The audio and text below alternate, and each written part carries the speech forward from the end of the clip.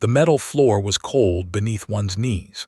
He had been kneeling for 3 hours now, waiting for the overseer to arrive. His wrists were bound behind his back with electronic shackles that burned whenever he moved. Around him, dozens of other prisoners worked in silence, their faces showing different shades of fear and exhaustion.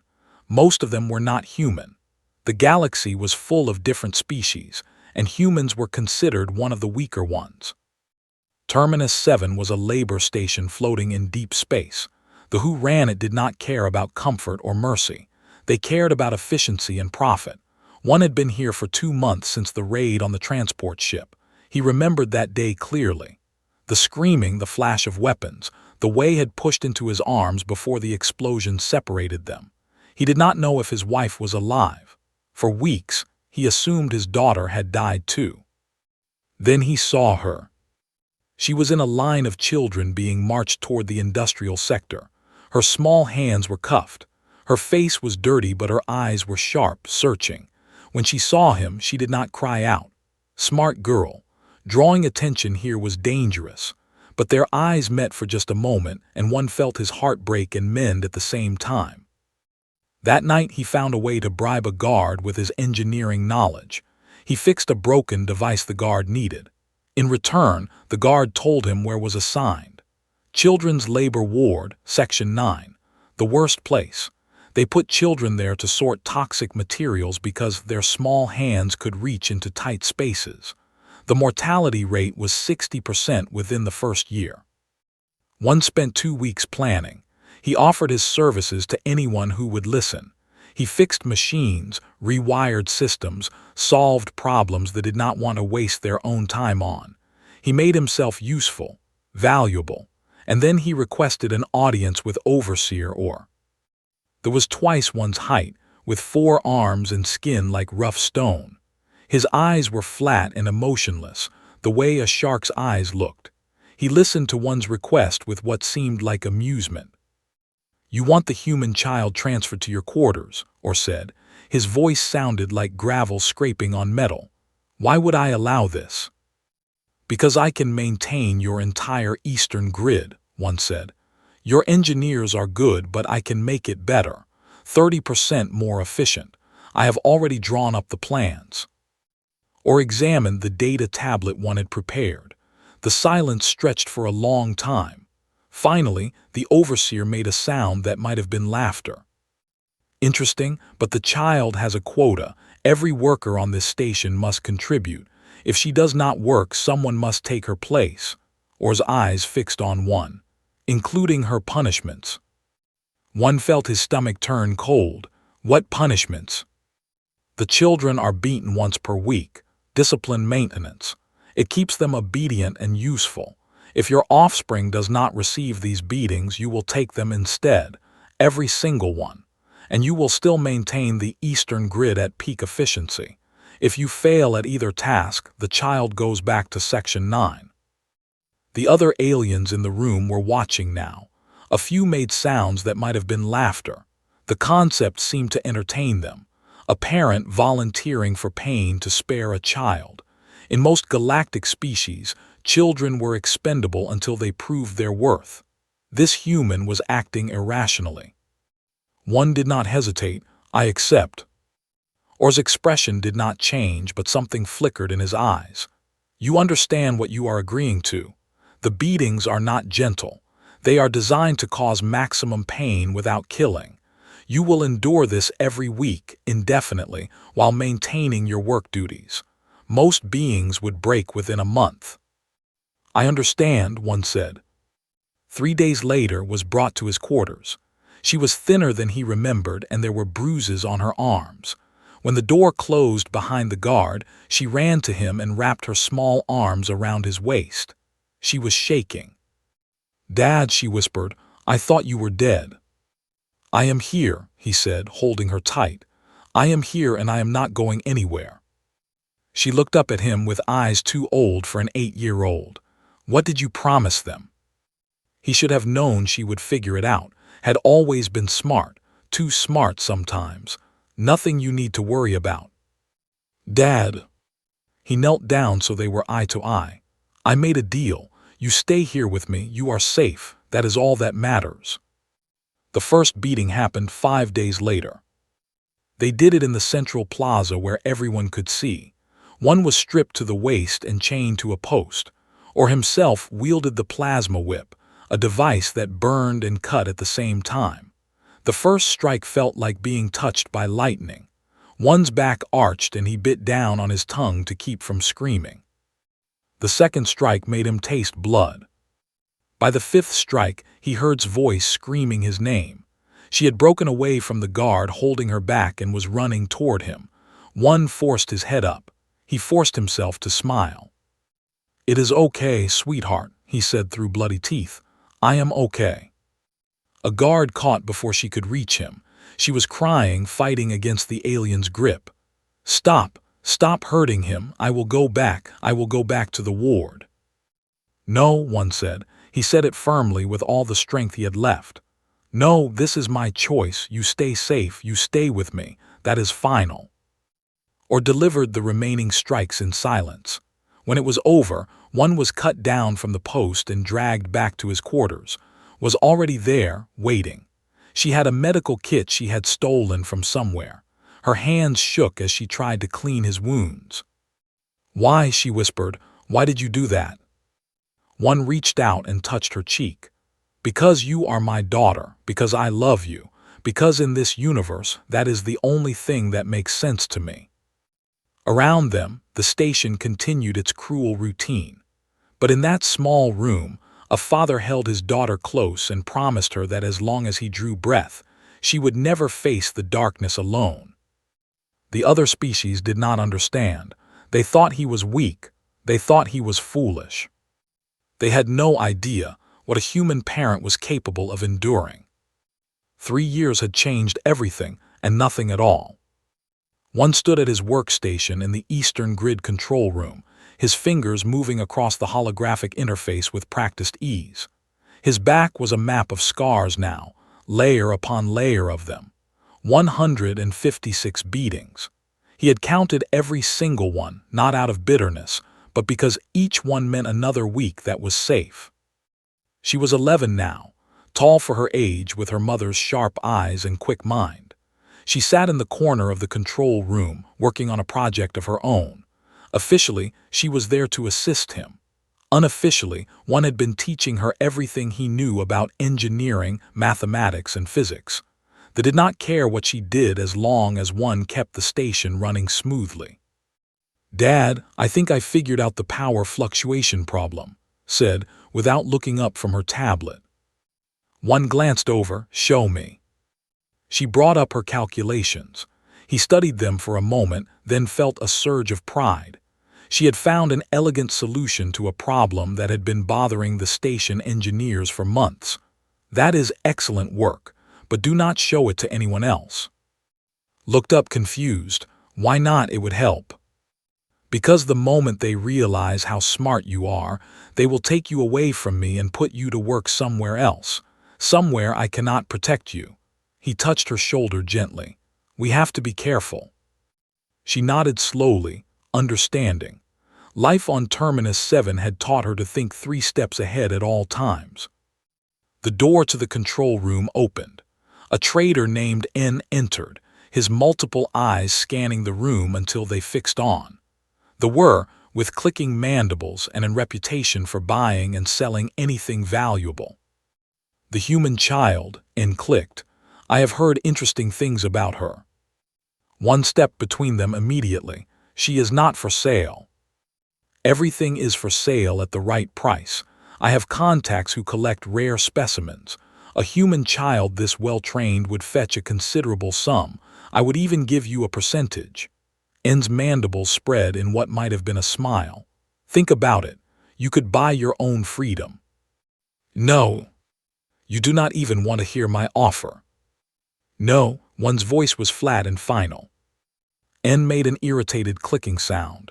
"You are being irrational. The child would have better living conditions, medical care, education. I would ensure she is well treated." "She stays with me." The moved closer, his voice dropping to what he probably thought was a persuasive tone. "Listen, human. You are damaging yourself for a creature that will grow up and leave you anyway. This is the nature of offspring. Why not profit from her while you can? Something snapped inside one. His fist connected with N's mandibles before he even realized he was moving. The crack was loud in the small room. The shrieked and staggered back, green blood dripping from his broken mouthparts. Guards rushed in within seconds. One did not resist as they grabbed him. He kept his eyes on N. If you come near my daughter again, I will kill you. I do not care what they do to me. The guards dragged him away. Behind him, he heard calling his name, but he did not look back. He could not afford to show any weakness now. Or added a month of daily beatings to his sentence. 30 additional sessions on top of his weekly quota. One endured them all without making a sound. The other prisoners began to whisper about the human who could not be broken. Some thought he was insane. Others thought he was the strongest being they had ever seen. What none of them understood was that pain was temporary. Losing would be permanent. During the 4th week of his extended punishment, something strange happened. The station's AI administrator, Nexus, began appearing on screens whenever one was present. The AI usually only communicated with senior staff, but now it seemed to be watching him specifically. Prisoner 1, the AI's synthetic voice said one day while he was recovering in his quarters. Your behavioral pattern is anomalous. One looked at the screen. Is that a problem? It is interesting. You sustain injury and suffering at a 97% higher rate than any other prisoner in this facility's history. Yet your work efficiency has increased by 42%. The logical conclusion would be that pain motivates you, but analysis shows this is incorrect. The motivation is the juvenile human. Her name is irrelevant. What is relevant is that you are willing to die for her. This contradicts basic survival programming observed in most sentient species. I am not dying, one said quietly. I am living. There is a difference. Nexus was silent for a long moment. I do not understand this distinction. I know. The AI's avatar flickered. Continue your work, Prisoner 1. This conversation is concluded. But after that, one noticed small things. His medical supplies were restocked more frequently. The temperature in his quarters improved. Once, when a guard was about to strike for talking back, every screen in the area suddenly went dark, and when they came back on, the guard had been reassigned to waste processing. Perhaps even an AI could learn something from watching a human love his child. Meanwhile, had been busy with her own secret project. She showed it to one late one night when she was certain no one was monitoring them. It was a communication device, cobbled together from spare parts and scavenged materials. I made contact, she whispered. There is a resistance group operating in this sector. They have been helping prisoners escape. One's heart began to race. This is incredibly dangerous. I know, but Dad, they have information. She pulled up a grainy image on the device. The Human Liberation Fleet. They have been fighting the winning even, and their commander, she hesitated. They say she is unstoppable, a tactical genius who fights like she has nothing to lose. The image showed a human woman standing on a ship's bridge. The quality was poor, but one would have recognized her anywhere. His wife was alive. She does not know we are here, said softly. The resistance says she thinks we died in the raid. That is why she fights so hard. One stared at the image, emotions flooding through him. Relief, joy, fear. We have to be careful. If they find out we are connected to her, they will use us as bait. I know, but Dad, we could send a message. We could let her know we are alive. Not yet. He made the decision quickly, though it tore at him. If she knows we are here, she might do something reckless. The fleet needs her. The resistance needs her. We wait until the timing is right. Looked like she wanted to argue, but finally nodded. She was smart enough to understand the bigger picture. That night, one lay awake on his narrow bed, staring at the ceiling. was out there fighting a war. She thought her family was dead and that grief was fueling her campaign against the. He wondered what would happen when she learned the truth. He wondered if the galaxy was ready for what a human mother would do to get her family back. In the darkness, his breathing was steady and peaceful. One closed his eyes and made a silent promise to his wife across the stars. "We are still here, we are waiting, and when you come for us, we will be ready." Commander stood on the bridge of the Liberation, her flagship, watching the tactical display with cold focus.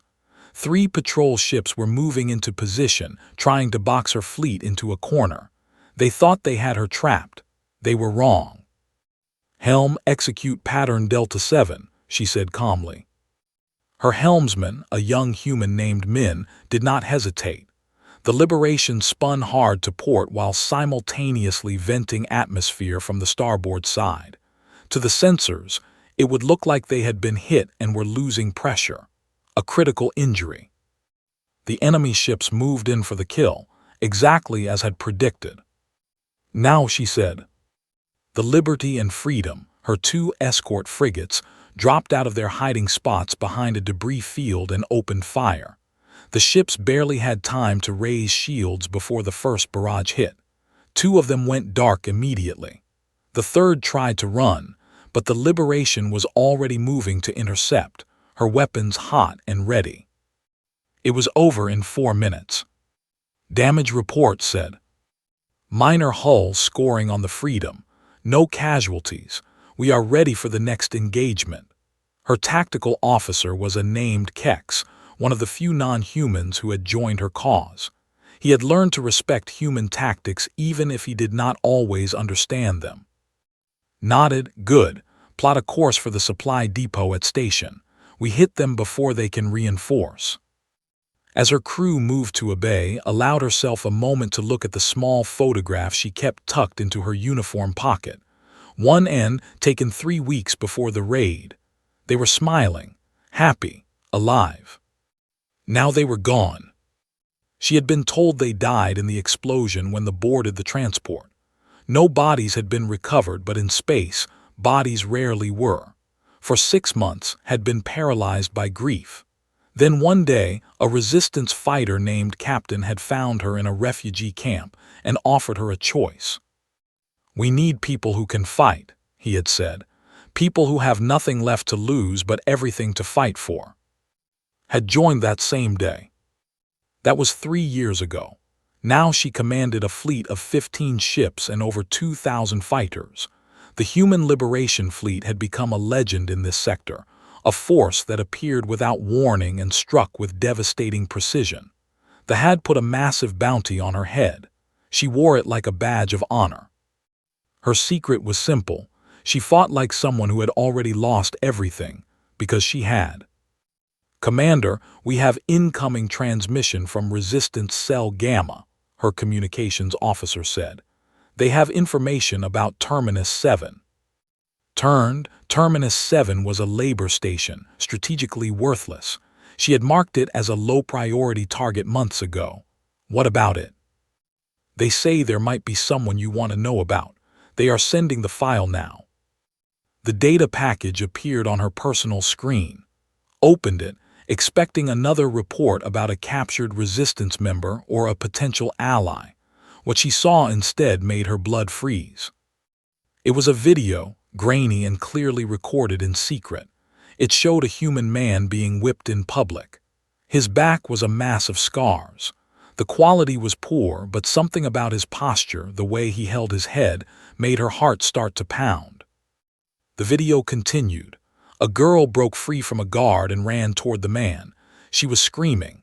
The man looked up and smiled at her through obvious pain. His hand was shaking so badly, she almost dropped the tablet. "Enhance image. Maximum resolution," she said. Her voice sounded strange even to her own ears. The computer processed the request. The man's face became clearer. The girl's face became clearer. One. They were alive. For a moment could not breathe. The bridge seemed to spin around her. Her family was not dead. They had been in that hell for 3 years while she had thought them gone, while she had been fighting a war thinking she had nothing left to protect. "Commander," Kex was looking at her with concern. "Are you injured?" Realized she had made a sound, something between a sob and a scream. She forced herself to take a breath, then another. Her mind was already racing, calculating, planning. "Change of plans," she said. Her voice was harder than steel now. "We are going to Terminus 7. Commander, that target is not strategically important. We have supply raids scheduled for the next 2 weeks. Station alone could give us enough." "I said we are going to Terminus 7. Turned to face her crew. They had never seen this expression on her face before. "Prepare the entire fleet. I want battle plans within the hour. We hit them with everything we have." Min spoke up carefully. "Commander, is there something at Terminus 7 that we need?" "Yes," said my family. The bridge went silent. Everyone knew the commander's story. Everyone knew she had lost her husband and daughter. The implications of what she was saying hit them all at once. Kex cleared his throat. "Commander, with respect, if they know your family is alive, they will use them as bait. This could be a trap designed specifically for you." "I know." The logical decision would be to send a small strike team for extraction. Taking the entire fleet would expose us to. "I do not care." Eyes were blazing now. "My husband and daughter have been in that station for 3 years. 3 years of torture and suffering while I thought they were dead. I am not sending a small team. I am not being cautious. I am bringing every ship, every weapon, and every fighter we have, and I am going to tear that station apart until I get them back." Her tactical officer looked at the other humans on the bridge. One by one, they were nodding. They understood. The alien crew members looked confused, but they had learned to trust human instincts even when those instincts seemed insane. "This will likely start a major battle," Kex said. "They will send reinforcements. We could lose ships. We could lose everything we have built." "Then we lose it."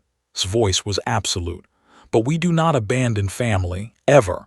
That is what makes us human. That is what makes us different from them." She pulled up the tactical map of Terminus 7 and its surrounding space. "The station has heavy defensive shields and automated weapons platforms. They will see us coming. They will have time to prepare." She smiled, and it was not a pleasant expression. "Good. I want them to be ready. I want them to know we are coming, and I want them to realize that nothing they do will stop us." Over the next hour, her crew worked frantically to develop an assault plan. The more looked at the station's defenses, the more she realized this would be costly. Ships would be damaged. People would die. In pure military terms, it was a terrible decision. But had not built this fleet on military logic. She had built it on human emotion, on the idea that some things were worth dying for. Her crew had joined her because they believed in fighting for family, for home, for the people they loved. Now she was asking them to prove it. Captain, who commanded one of her escort ships, appeared on her screen. He was older, with gray in his hair and scars on his face. "I heard about Terminus 7, about your family." "I am taking the fleet," said. "I will understand if you think this is a mistake." Smiled. 3 years ago, you joined this fight because you thought you had lost everything. Now you are fighting because you found out you still have something to save. That is not a mistake, Commander. That is what we have been fighting for all along. It will be dangerous. It is always dangerous. But this time we are fighting for something real, something that matters," he saluted. "The crew of the Justice stands ready. We will follow you into hell if that is where your family is." One by one, the other ship captains echoed the same sentiment. Looked at the stars on her. Somewhere out there, one was enduring pain to keep their daughter safe. He had been doing it for 3 years alone, without hope of rescue. He would not be alone anymore. "Set course for Terminus 7, she said. "Maximum speed, and broadcast this message on all military channels." Her communications officer looked surprised. "You want them to know we are coming?" Yes, tell them Commander is coming for her family. Tell them to prepare for war. The message was sent.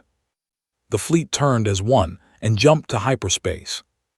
And across the galaxy, they began to prepare for what they thought would be an easy victory against an emotionally compromised commander. They had no idea what a human mother was capable of when her children were threatened. The alarm woke one from a restless sleep. It was not the normal station alarm. This was the combat alert, a sound he had only heard during drills. He sat up quickly, his back protesting the sudden movement. Was already awake, standing by the small window in their quarters. Dad, look. Outside, the stars were wrong. There were ships where there should not be ships, lots of them, and they were moving into attack formation. Emergency lockdown initiated, the station's automated voice announced. All prisoners report to designated holding areas. This is not a drill. One's door burst open. 4 guards entered, weapons raised. You two come with us now. They were taken to the central plaza, the same place where one had endured his beatings every week for 3 years. Hundreds of other prisoners were being herded there as well. The soldiers looked tense, afraid even. Overseer or stood at the center of the plaza, his 4 arms crossed. When he saw one, something like satisfaction crossed his face. The human engineer, how fortunate. You are about to become very valuable. What is happening? One asked, though he had a terrible feeling he already knew. Your people are attacking this station. 15 ships, led by someone calling herself commander, or moved closer. She sent us a message. She said she is coming for her family. I assume she means you. One's heart was pounding so hard he thought it might break through his ribs. Was alive. She was here. She was coming for them. But the way Or was smiling made his blood run cold. You are going to help me send her a message in return, the overseer said. He gestured, and guards grabbed one, dragging him toward the whipping post in the center of the plaza. If she wants her family back, she will surrender herself and her fleet. If she refuses, I will execute you both while she watches. No, tried to run to him, but guards caught her. She fought like a wild animal, biting and kicking, but she was still just a small girl against armored soldiers. One was chained to the post. He had been in this position 156 times before, but this time was different. This time, Or was not planning to stop before he died. Activate the broadcast, Or ordered. Screens throughout the station flickered to life. The image of appeared standing on a ship's bridge. She looked older than one remembered, harder, with new scars on her face and steel in her eyes. But when she saw him chained to the post, her expression cracked. One, she whispered. Hello, Commander, Or said pleasantly. As you can see, your family is alive, for now. You have 1 hour to surrender yourself and your fleet, or I will begin the execution. I will start with your husband and make sure it takes a very long time. Then the child. You will watch it all. On the screen, his face went absolutely blank. It was the expression of someone pushing all emotion down, locking it away so they could think clearly. One had seen her wear that face before, usually when she was solving an impossible problem. You will let them go unharmed, she asked. After you surrender, yes. You are lying. Or shrugged, perhaps, but what choice do you have? Either surrender and hope I keep my word, or refuse and definitely watch them die. The logical choice is obvious. Was quiet for a long moment. Then she said, I need to discuss this with my officers. Give me 30 minutes. You have 15. The screen went dark. One tested his chains, but they were solid. He looked across the plaza to where was being held. She was not crying. She was watching everything with sharp, calculating eyes. Somehow, that made him more afraid than if she had been screaming. The next 15 minutes felt like hours. Then the screens came back to life. Was there again, and this time she looked defeated. I accept your terms, she said quietly. I will bring my command ship into docking range. Just do not hurt them, please." Or's smile was triumphant. "A wise decision, Commander. I will delay the execution until you arrive. Any sign of treachery, however, and they die immediately. You have 1 hour." The broadcast ended. One felt sick, was giving up everything she had built. The fleet, the resistance, the hope of thousands of prisoners across this sector, all for him, and it was exactly what he would have done, but that did not make it right. "Dad's voice was barely a whisper, but it carried across the plaza. "Trust Mom." Before one could respond, something strange happened. The lights flickered, once, twice. Then every screen in the plaza turned on simultaneously. "Attention," said a synthetic voice. It was Nexus, the station AI.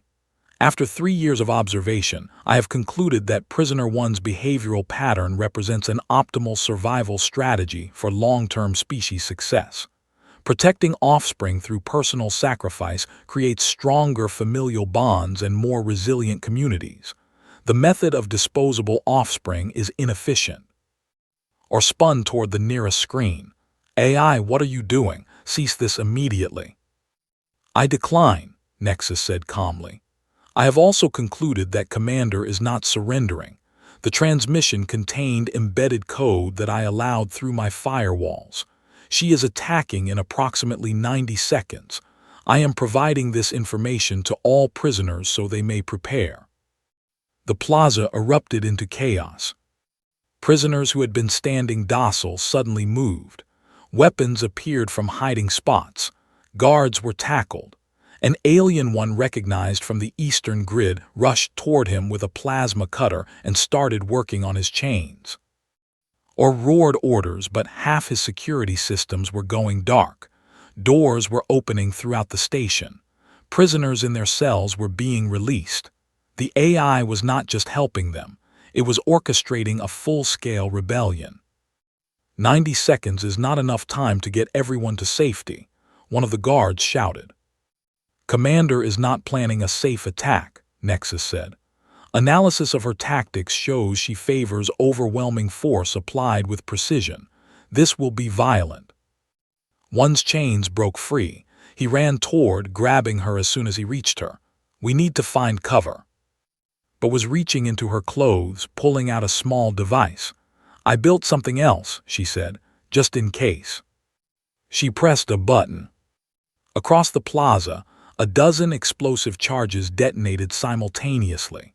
They were small, carefully placed to destroy shield generators and weapon control systems without causing major structural damage. Had been planning this for months, hiding her work, waiting for the right moment. The station's defensive shields flickered and died.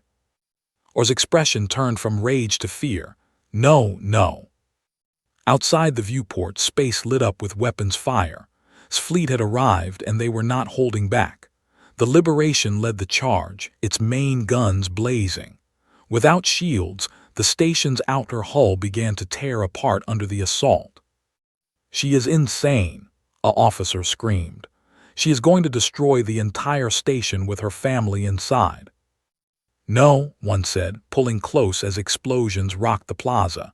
"She knows exactly what she is doing. She knows we are survivors." The station shuddered. Atmosphere began venting from damaged sections. Emergency bulkheads slammed down, but many of them had been sabotaged by Nexus or the prisoners. The carefully controlled environment of Terminus 7 was rapidly becoming a war zone. Through the chaos, one saw or trying to reach an escape pod. The overseer was abandoning his post, leaving his own soldiers to die. He never made it. A support beam, weakened by the bombardment, crashed down and pinned him. The overseer screamed, trapped. Then the boarding began. Human soldiers in combat armor came through the breaches in the hull, moving with deadly efficiency. They were not here to capture the station. They were here to tear it apart and find 2 specific people. A soldier spotted one and found them. "Sector 7, Central Plaza. Commander, we have your family." His voice came through the soldier's communicator, raw with emotion. "Get them to the shuttle. Now I am coming." One and were rushed through the devastated station. Behind them, the rebellion nexus had started was spreading. Prisoners were fighting guards. Systems were failing. Terminus 7 was dying. They reached the shuttle bay. And there, standing at the airlock of a military transport, was. For a moment, they just stared at each other. 3 years of grief, pain, and survival standing between them. Then was running, and so was one, and they crashed together with between them, holding on like they would never let go again. Was crying. One was crying. Even who had been so strong for so long finally broke down and sobbed. I kept her safe, one whispered. I promised I would keep her safe. I know, said. I know. I am sorry. I am so sorry I did not come sooner. You are here now. That is all that matters. Around them the battle raged on.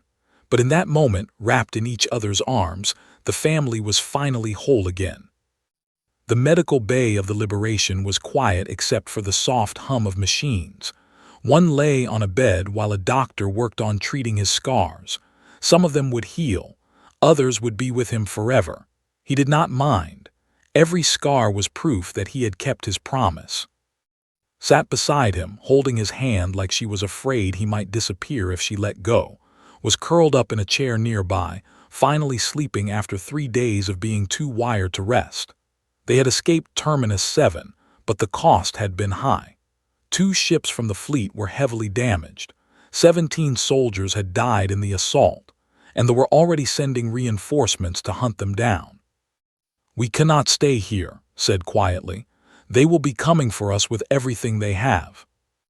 I know, one squeezed her hand. I saw what you built out there, the fleet, the resistance. You became exactly what the galaxy needed. I became someone who thought she had nothing left to lose. His voice cracked. All this time I was fighting like I did not care if I died, because I thought you were both gone, I thought. Hey, one pulled her closer.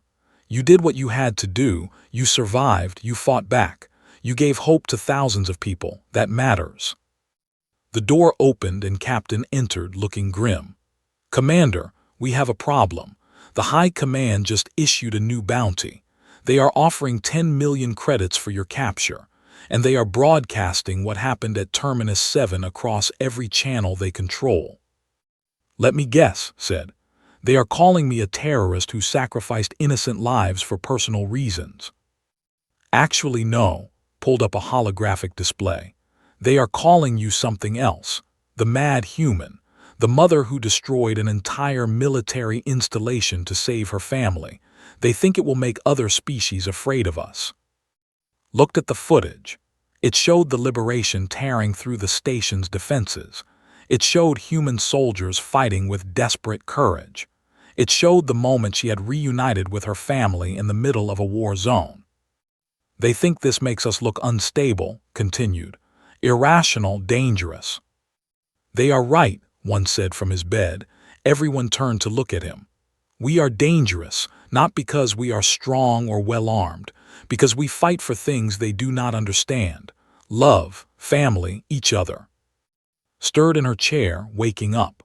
The other prisoners at Terminus 7 saw what happened. The AI Nexus helped us because it learned from watching Dad sacrifice himself for me. Other species might think we are crazy, but the people who were there, they understood. She pulled out her tablet and brought up a new set of communications. These are messages from other labor stations, prisoners who heard what happened. They are asking for help. They want to know if the Liberation fleet will come for them too. Looked at the messages. There were hundreds of them, thousands.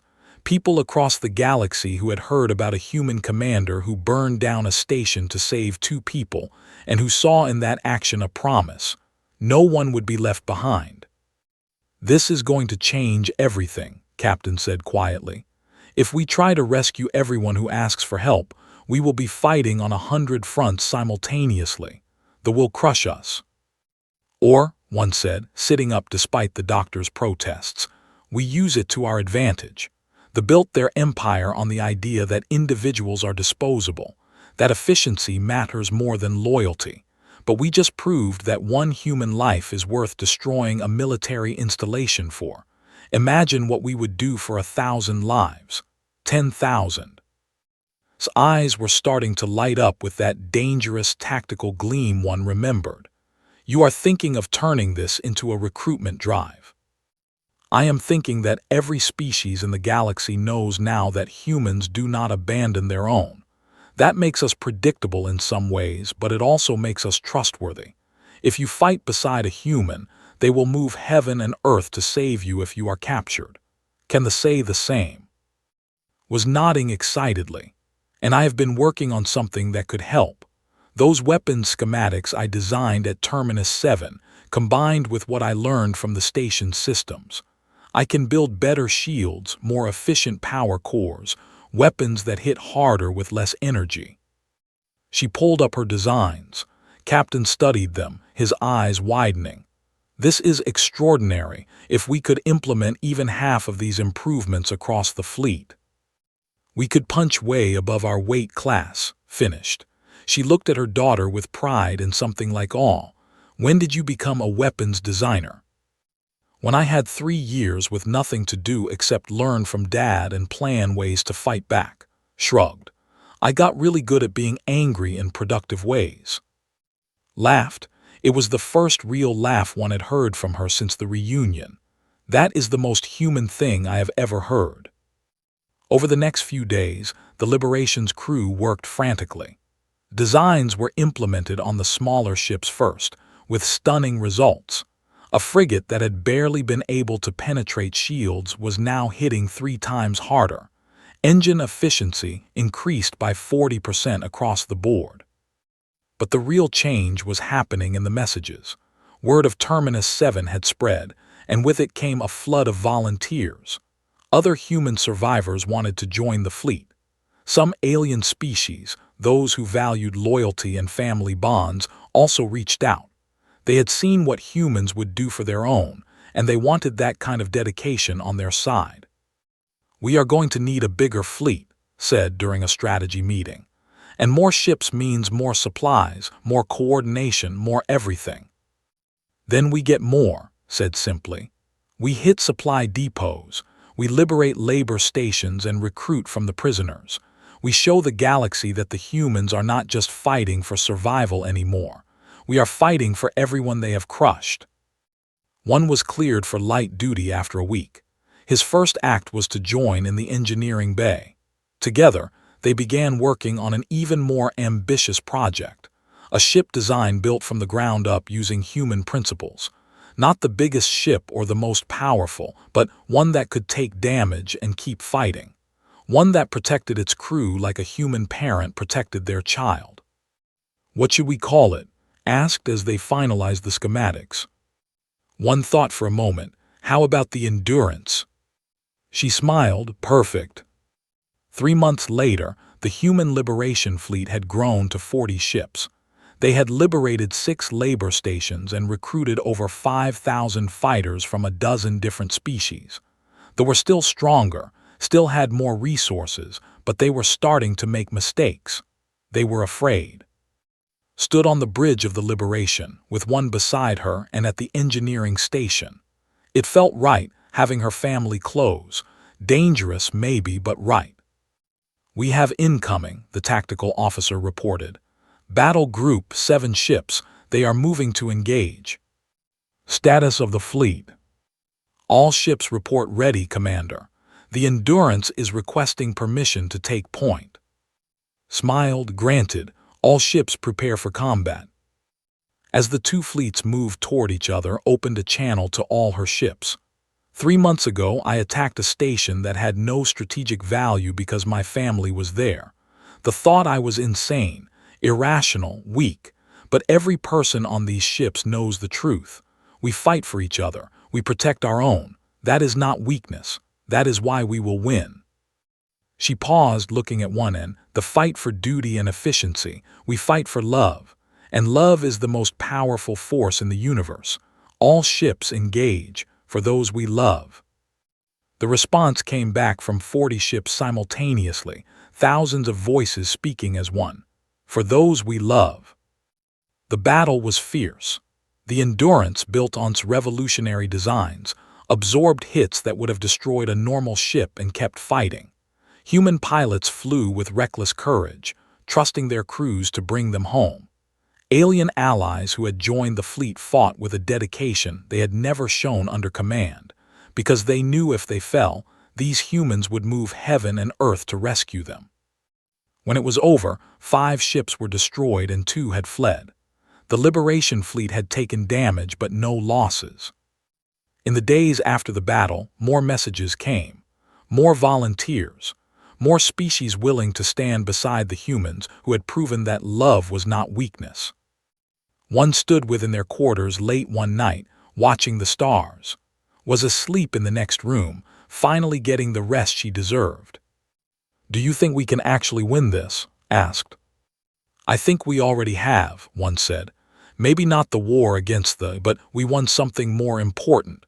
We proved that being human means something, that family means something, that we do not leave people behind." He touched his back. "I took 156 beatings to keep safe. You destroyed a military station to get us back, built weapons to fight for all of us. That is what makes us human, not our strength or our intelligence. Our willingness to endure anything for the people we love." Leaned against him. "They are going to send everything they have to stop us now. Let them come, we will be ready." Far across the galaxy, in the command center of the High Fleet, military strategists were analyzing the battle of. They were trying to calculate how to defeat an enemy that did not follow logical patterns, an enemy that valued individuals over efficiency, an enemy that would sacrifice everything for family. They did not understand. But the humans did. And that was why, in the end, humanity would prevail. Because the galaxy had never seen what a species could accomplish when they fought not for territory or resources, but for each other. When every soldier knew that if they fell, their comrades would move heaven and earth to bring them home. When a parent would endure any pain to keep their child safe. When a mother would burn down the universe to save her family. That was the power of humanity. That was why they would win. For those they loved.